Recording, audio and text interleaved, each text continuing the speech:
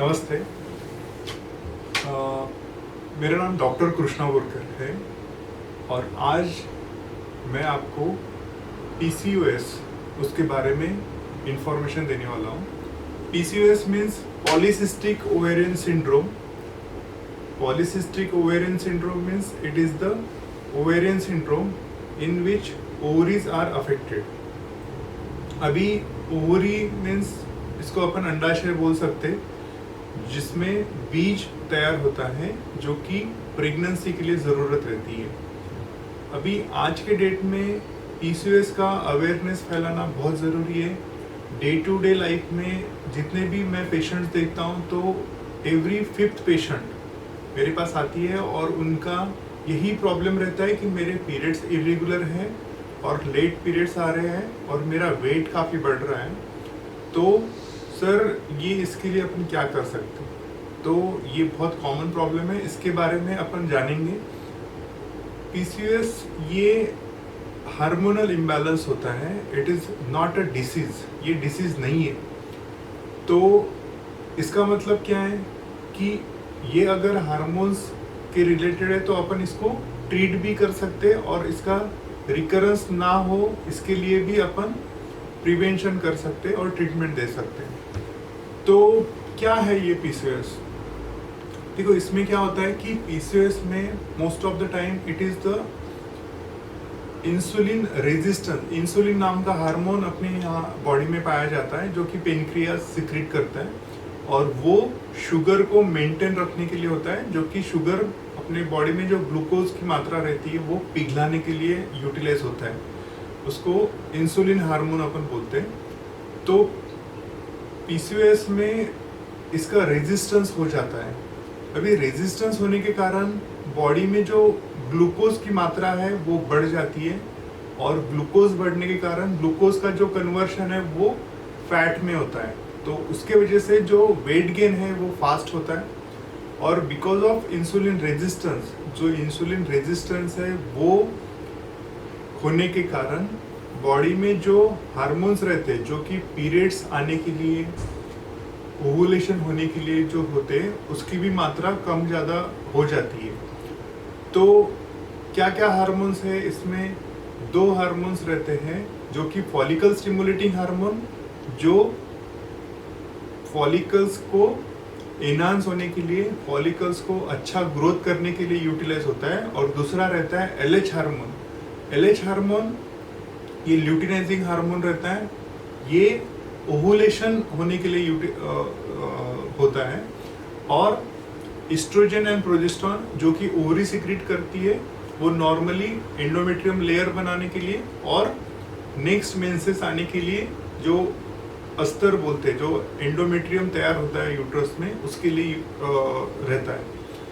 तो अभी इसके साइन सिम्टम्स क्या हैं और ये कैसे अपन डिटेक्ट किया जाए, डायग्नोसिस कैसे करें इसको? तो डायग्नोसिस के लिए PCOS बहुत इजी है। जिनको प्रॉब्लम्स में पीरियड्स लेट आना, देन पीरियड्स में अगर पीरियड्स आते भी हैं तो उसमें कम दिनों का ब्लीडिंग होना, 1 या 2 ही दिन ब्लीडिंग होता है उसमें, और पीरियड्स 30 डेज की जो नॉर्मल मेंस्ट्रुअल साइकिल रहती है वो कभी कभी 40 डेज की हो जाती है या फिर उससे भी लेट हो सकती है, या पीरियड्स आने के लिए आपको मेडिसिन लेने की ज़रूरत अगर पड़ती है तो इसका मतलब है कि चांसेस है कि उनको PCOS यानी पॉलीसिस्टिक ओवेरियन सिंड्रोम हो सकता है। देन दूसरा साइन सिम्टम्स क्या है कि ये हार्मोन्स का लेवल इम्बैलेंस होने के कारण, इंसुलिन रेजिस्टेंस होने के कारण टेस्टोस्टेरोन की मात्रा बढ़ जाती है जो कि एंड्रोजन्स रहता है, जो कि मेल हार्मोन है। और मेल हार्मोन के कारण बढ़ने के कारण चेहरे पे पिंपल्स आ जाना या फिर चेहरे पे हेयर्स की ग्रोथ होना, फेशियल हेयर्स चेहरे पे आ जाते हैं और ये रीज़न है। तो ये एक टेस्टोस्टेरोन हार्मोन बढ़ने के कारण होता है। तो ये भी एक सिम्टम्स है जिसमें अपन डायग्नोस कर सकते हैं PCOS। और एक अल्ट्रासोनोग्राफी है, अल्ट्रासोनोग्राफी में भी अपन देखते हैं तो उसमें भी काफ़ी सारे मल्टीपल फॉलिकल्स अपने को मिलेंगे, एक पेरिफेरली अरेंज रहते हैं ये, और ये सोनोग्राफी में डिटेक्ट होता है। देन और किस चीज़ से अपन इसको डायग्नोस कर सकते हैं या डिटेक्ट कर सकते हैं, ब्लड टेस्ट रहते हैं जो कि हार्मोन्स के टेस्ट, जो हार्मोन्स कम ज़्यादा हुए हैं उनका एक ब्लड टेस्ट किया जाता है। वो ब्लड टेस्ट से अपने को पता चलता है कि इनमें PCOS की संभावना है करके इनको। अभी इसका ट्रीटमेंट क्या है, काफ़ी मेरे पेशेंट्स हैं उनको बोलते हैं कि सर ये रिकरेंस इसका होते रहता है और ये ट्रीट नहीं हो सकता है। देखिए PCOS का रिकरेंस तो होता ही है, बट ये लाइफस्टाइल डिसऑर्डर बोलते हैं इसको। लाइफस्टाइल डिसऑर्डर मीन्स अगर आपका लाइफस्टाइल सेडेंटरी हो चुका है, आपका कंटिन्यूस सिटिंग जॉब है, आप एक्सरसाइज भी नहीं कर रहे हैं, देन चांसेस है कि आपको PCOS हो सकता है।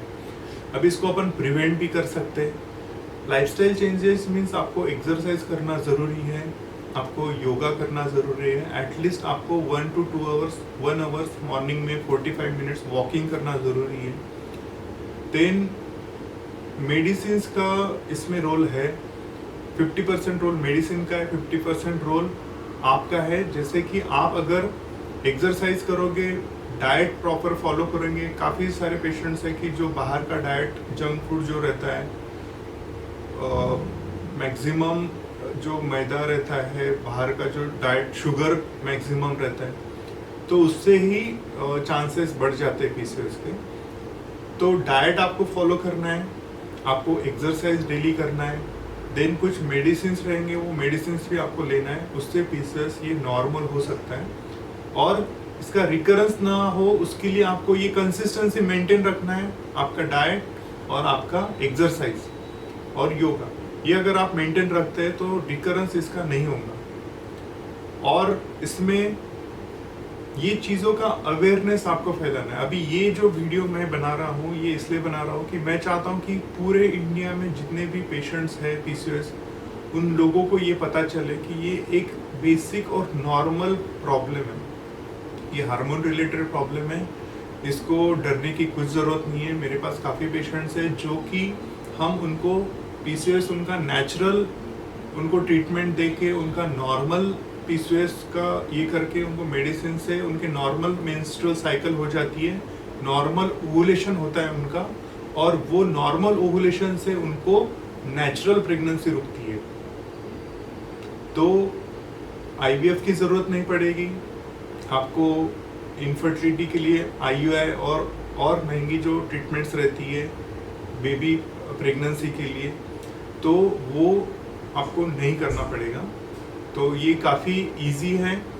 आप ये जो वीडियो है आप मैक्सिमम लोगों को शेयर करें, ये बेसिक नॉलेज आप सभी को दें।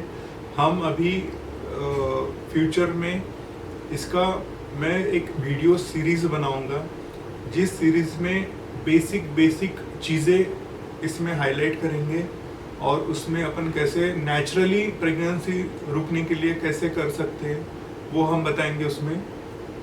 तो आज के लिए इतना ही।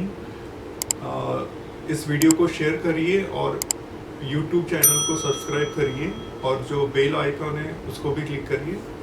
Thank you. मेरा नाम डॉक्टर कृष्णा बोरकर है और मैं ऐसे ही वीडियोस अपकमिंग आपके लिए बनाता रहूँगा।